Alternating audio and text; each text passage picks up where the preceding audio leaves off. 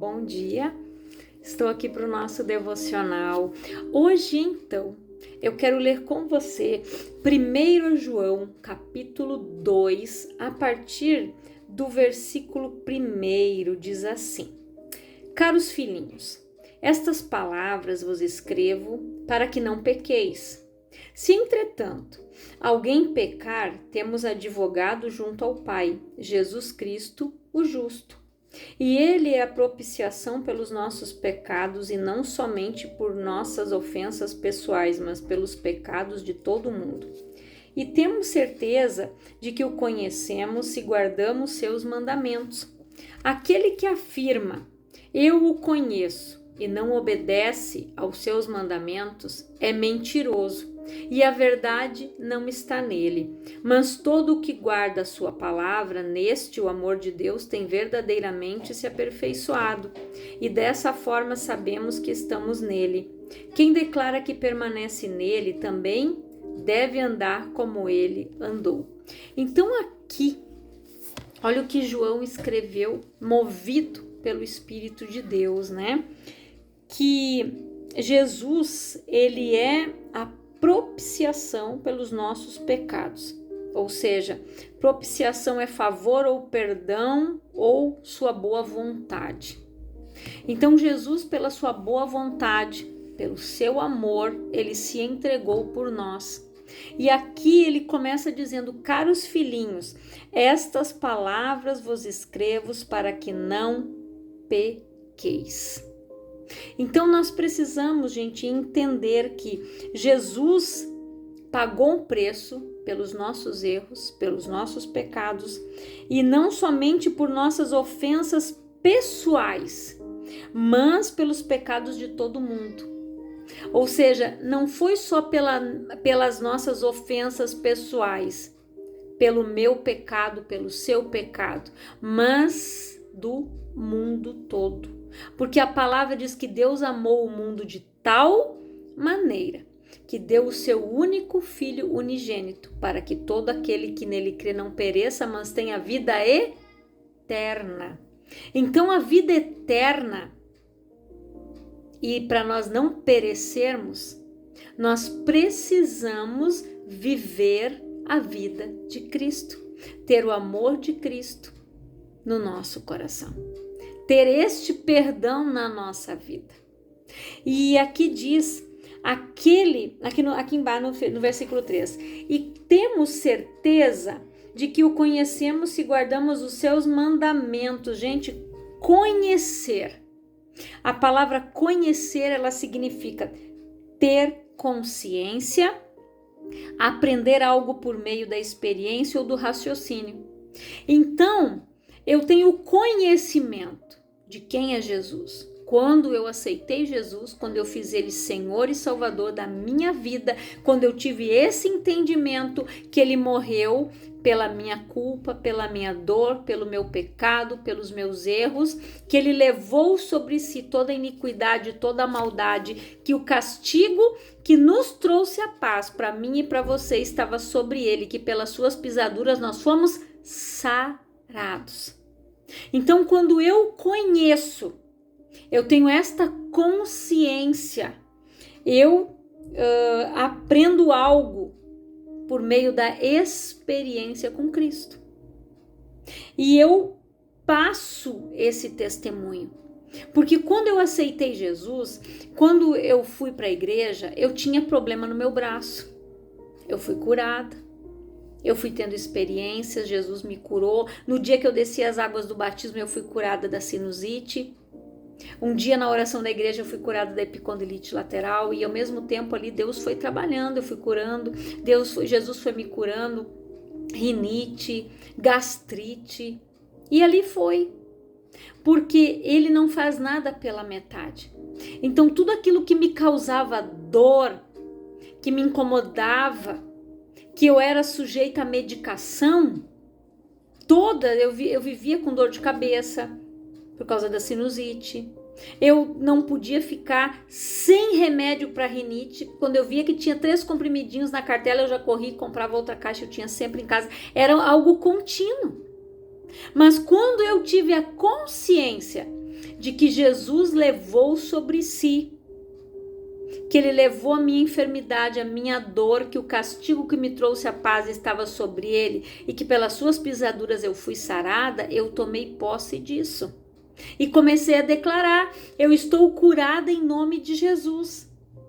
Isso não me pertence, porque a enfermidade é um espírito e eles não têm um corpo para habitar. O espírito não tem um corpo para habitar, ele procura um. Então, como é que eu alimento isso? Com a minha boca, com as minhas palavras. Quando eu digo a minha isso, o meu aquilo. Às vezes eu dizia: essa rinite, a minha rinite está me matando. Nossa, minha sinusite, eu falava assim, gente. Quando eu não tinha esse conhecimento. Mas quando eu comecei a ter, e eu fui aprendendo, quando eu fui no culto que o pastor fez a oração e ele disse: essa dor, esse problema não é teu, ele falou esse capítulo, ele falou esse versículo de Isaías, eu tomei posse, na hora da oração eu botei a mão no meu braço e comecei a orar, o meu braço começou a queimar como fogo e eu fui curada. Porque eu entendi, eu comecei a ter o conhecimento do que Jesus fez por mim. De que a graça de Deus havia me alcançado, de que eu não precisava mais sofrer com aquelas enfermidades e eu não tinha que dizer que era minha porque elas não eram. Porque Jesus já tinha levado. Então, quando eu tive este entendimento, este conhecimento, como diz aqui, eu aprendi por meio da experiência da palavra. E é através da palavra, gente, que nós somos curados, que nós somos transformados. E a gente precisa entender que o ladrão deste século, gente, é a nossa mente. É a nossa mente que nos sabota. Somos nós mesmos que nos sabotamos com as palavras que saem da nossa boca e com os nossos pensamentos. Nós mesmos nos destruímos, nos sabotamos, porque nós colhemos aquilo que nós falamos. Aquilo que eu falo, eu estou semeando, gente. E a gente precisa... Até a pastora tinha feito uma pergunta para nós na reunião lá, né, de quarta-feira. Ela disse assim: se eu me alimentasse do que eu penso e do que eu falo, o que eu seria? Fica uma pergunta para mim e para você. Se eu me alimentasse do que eu pensasse e do que eu falo, o que eu seria? Como eu seria? É forte, mas exatamente isso. As nossas palavras e os nossos pensamentos definem quem nós somos. Se eu murmurar, a pessoa vai ver que eu sou uma pessoa reclamona, murmuradora, de mal com a vida, que nada tá bom. As pessoas nos analisam. Como é que você acha que uma pessoa é selecionada numa entrevista de emprego? Entrevistando. A psicóloga, o entrevistador vai fazer perguntas, ela vai respondendo e ali ela vai tendo uma base de quem é aquela pessoa, de como ela é, como é o seu temperamento, a sua personalidade. Eles observam tudo, gente, pelo nosso falar, pelas nossas vestimentas. Eles observam tudo. Nós somos analisados, observados. Então, nós precisamos mudar, gente, a nossa forma de pensar, a nossa forma de falar, mudar as nossas atitudes. E a gente precisa entender que aqui ele disse: mas todo aquele que guarda a minha palavra, gente, mas todo que guarda a sua palavra, neste o amor de Deus tem verdadeiramente se aperfeiçoado. E dessa forma sabemos que estamos nele, perdão. Como? Porque Deus, gente, ele executa o que eu falo, o que eu penso. Nós somos vigiados. O que nós falamos, gente, deixa o nosso corpo doente. e o que nós pensamos também. Porque se eu começar, gente, a falar que eu estou assim, que eu estou cansada com isso, com aquilo, isso vai vir, isso vai me sobrecarregar. Que a gente precisa entender que quando a gente não descansa no Senhor, nós adoecemos. Por isso que a palavra disse, lançando sobre Ele toda a vossa ansiedade, porque Ele tem cuidado de vós. E o que Jesus disse? Troca o teu fardo comigo, porque o meu é leve. Então troca o fardo. Tem gente que está carregando o fardo que não é seu, carregando culpa, carregando dor, carregando tristeza, carregando mágoa. E isso está adoecendo, matando, trazendo doenças psicossomáticas, trazendo crises nas vidas, gente, crises de pânico, crises de ansiedade. Por quê? Porque as pessoas estão doentes diante daquilo que elas estão falando. Palavras, gente, palavras, elas destroem casamentos, amizades, relacionamentos, tudo.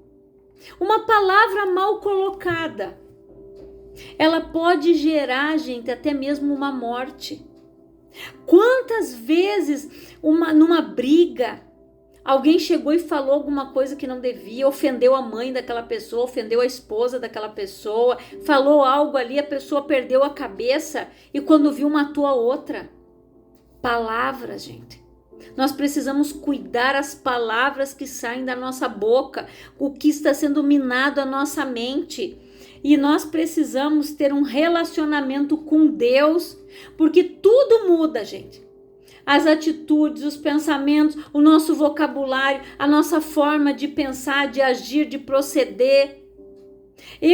Se eu tenho esse relacionamento com Deus e guardo a palavra, o amor está em mim, de Deus verdadeiramente, ele é aperfeiçoado.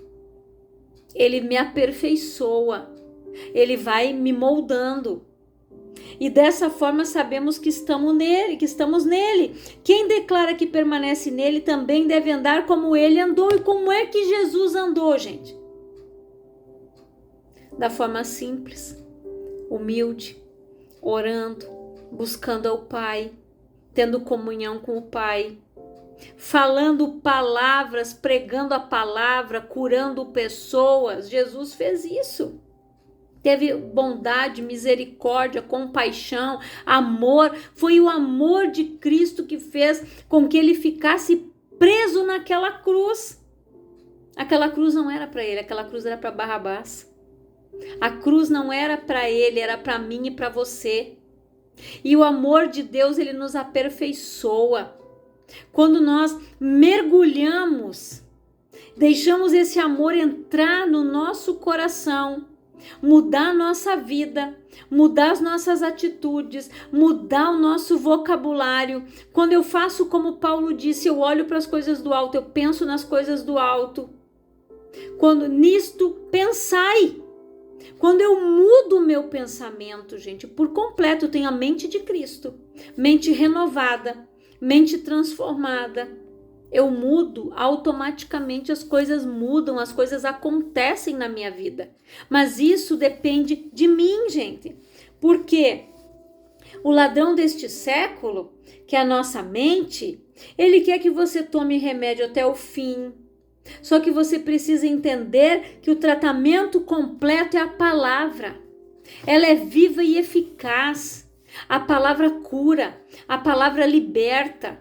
Jesus disse que nós somos libertos pela palavra que nós é enxertada, plantada. E quando eu conheço isso, quando eu tenho este conhecimento, gente, que eu aprendo por meio da experiência, da palavra, da comunhão, do amor, do relacionamento de Deus, gente. É o amor de Deus que nos alcança, é o amor de Deus que nos cura, que nos purifica, que nos santifica. Aquele menino, gente, o filho pródigo, e ele saiu de junto do pai. Ele pegou o que era dele, foi embora. Só que quando ele estava naquela terra deserta, numa terra longe, quando veio aquela fome e ele não tinha mais dinheiro, ele foi procurar, vamos por um empresário lá da cidade, daquela época. Aquele empresário colocou ele para cuidar dos porcos. A palavra diz que ele desejou comer a comida que os porcos comiam e nem isso lhe davam. Ele desejou, mas ele não comeu. O que é o desejo? É algo que vem e que a gente quer. Só que ele entendeu, ele disse: nossa, os trabalhadores do meu pai têm fartura de pão e eu tô aqui num chiqueiro. Não foi os porcos que foram até ele, foi ele que foi até os porcos. Olha como a pessoa desce quando ela se afasta do pai. E filho, gente, não foi feito para comer no chão, porco come no chão, porco não come na mesa. Quando ele caiu em si, como diz a palavra, ele disse: eu vou voltar, vou pedir perdão para o meu pai, vou dizer para ele: eu não sou digno de ser teu filho, me coloca como um dos teus trabalhadores. O pai correu, o pai abraçou aquele filho, matou o bezerro cevado, que era um bezerro que tinha 7 anos. E quando o filho mais velho chegou, ele ficou com tanta raiva, como quem diz assim, ele voltou, e ele ainda matou o bezerro. E o que o filho disse? Você nunca me deu um cabrito para me alegrar com os meus amigos. E o pai disse: o que, filho? Tudo que eu tenho é teu. As pessoas não estão usufruindo do que Deus tem para dar para elas. Elas vivem uma vida de miséria, uma mente escassa, uma mente miserável, e ela vai falar aquilo que a mente dela está cheia. Se ela não mudar esse comportamento, ela vai viver, gente, mesmo estando dentro de uma igreja, conhecendo a palavra, ou dizendo que conhece, se ela não mudar suas atitudes, ela vai continuar com uma mente miserável, com uma mente: isso não é para mim, não, eu não mereço isso, não, isso aqui não é para mim. Ela vai viver de migalhas. Ela não vai usufruir, ela não vai viver o melhor que Deus tem. Em Isaías diz o quê? Se quiserdes e me ouvirdes, comereis e bebereis o melhor desta terra, gente. Se eu quiser. Se você quiser, você vai comer e vai beber o melhor. Isso depende de mim e de você. Livre-arbítrio, escolha, decisão, mudança. Ou eu quero viver o melhor de Deus, ter uma vida melhor, que é o que Deus tem para mim, ou eu vou continuar vivendo da forma como eu vivia antes, de costas para o futuro e sempre de frente para o passado. Por mais que está na igreja, mas só mudou de porta, mas a mente não mudou, as atitudes não mudaram, o proceder não mudou. Só que a gente vê quando a pessoa está em Cristo verdadeiramente, quando ela começa a ser transformada de dentro para fora. A mudança não é aqui fora, não é cortar o cabelo, não é colocar uns cílios, não é fazer unha, não é fazer aquele corte de cabelo legal que nem os rapazes fazem, deixar a barba crescer, não. A mudança é aqui, gente, é aqui. Mudando aqui, muda o que vai sair daqui. Eu vou gerar palavras de vida, de bênção, eu vou profetizar, eu vou declarar, eu vou profetizar sobre a vida dos meus filhos, o meu futuro. Eu vou lançar palavras, eu vou orar, eu vou falar palavras que vão vir para ser bênção na minha vida. Os meus projetos, o que eu quero, eu vou colocar tudo isso diante de Deus e eu vou começar a declarar: Senhor, em nome de Jesus, eu quero esse futuro promissor. esses pensamentos que o Senhor tem a meu respeito. Eu quero viver o plano, o propósito, tudo que o Senhor sonhou para mim, o Senhor vai realizar. Porque os teus planos não serão frustrados, os teus pensamentos são maiores e mais altos do que os meus, Senhor. É esses que eu quero, é esses que eu vou viver. Quando eu mudo, quando eu estou verdadeiramente em Cristo, o amor dele está em mim. E olha o que ele diz aqui, ó. Aquele que afirma, eu o conheço, e não obedece aos seus mandamentos, é mentiroso e a verdade não está nele. Aquela pessoa que diz, não, eu conheço Jesus, não, eu vou na igreja. Só que, se ele não obedece os mandamentos, se ele não guarda princípios, os valores, e não guarda a palavra de Deus, se ele não anda em amor, ele é mentiroso, ele vive uma mentira. Tem gente que é convencido, não é convertido. Ele se convenceu que ele se converteu. Mas na verdade ele só aceitou Jesus e mudou a porta que ele entrava. Se ele ia na macumba, ele está na igreja. Se ele ia para o bar beber cachaça, ele está na igreja. Se ele ia para a boca de fumo, agora ele está na igreja. Mas se ele não mudar verdadeiramente, não se encher do amor de Deus, da presença e do Espírito Santo, ele é mentiroso. Ele vai viver uma mentira. Por isso que muitas vezes Jesus chamou os fariseus de hipócritas, que significa atores. Tem gente que atua de cristão nos lugares, dentro da igreja, mas dentro de casa é umas peste. Perdoa a palavra. Tem gente que dentro de casa, gente, é uma peste. Incomoda, murmura, reclama, nada tá bom. Inferniza a vida dos outros, infelizmente. E tem gente que está aí dando esse mau testemunho, e é gente que, me desculpa, mas não conhece a Jesus. Porque quem conhece Jesus verdadeiramente muda suas atitudes, muda sua forma de pensar, muda sua maneira, o seu proceder, o seu agir, o seu falar. Ele muda por completo. E aqui a palavra é bem clara. Ele é a propiciação pelos nossos pecados, e não somente por nossas ofensas pessoais, mas pelos pecados do mundo. E temos certeza de que o conhecemos se guardamos os seus mandamentos. E o que Jesus disse? Aquele que me ama guarda os meus mandamentos. E aquele que tem o Filho tem o Pai. E aquele que me ama será amado do meu Pai. Então, se eu não amar Jesus, eu não amo o Pai. Jesus disse, se eu não sou capaz de fazer o bem para o meu irmão que está do meu lado, como é que eu vou fazer para Deus? Não tem como, gente. Às vezes aquela pessoa que está do lado, ela está amaldiçoando, ela está espraguejando, ela não quer nem saber, larguei para as cobras, larguei de mão, que se lixe, que se dane. Como é que uma pessoa dessa vem me dizer que ela conhece Cristo? Como é que ela vem me dizer que ela é cristã? Me desculpe, mas ela não é.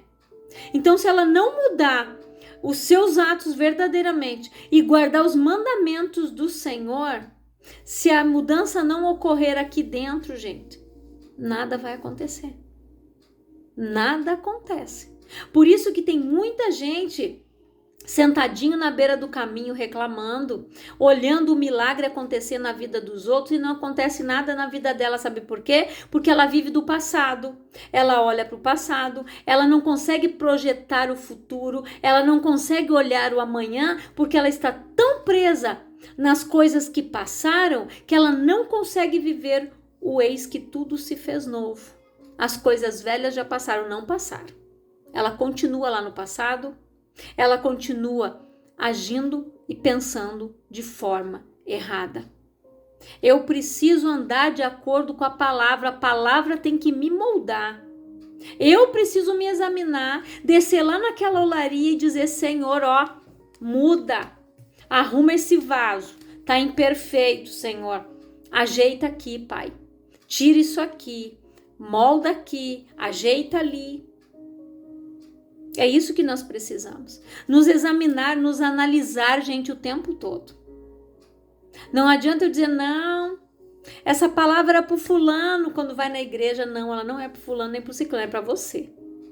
Se a palavra veio é para a gente se examinar.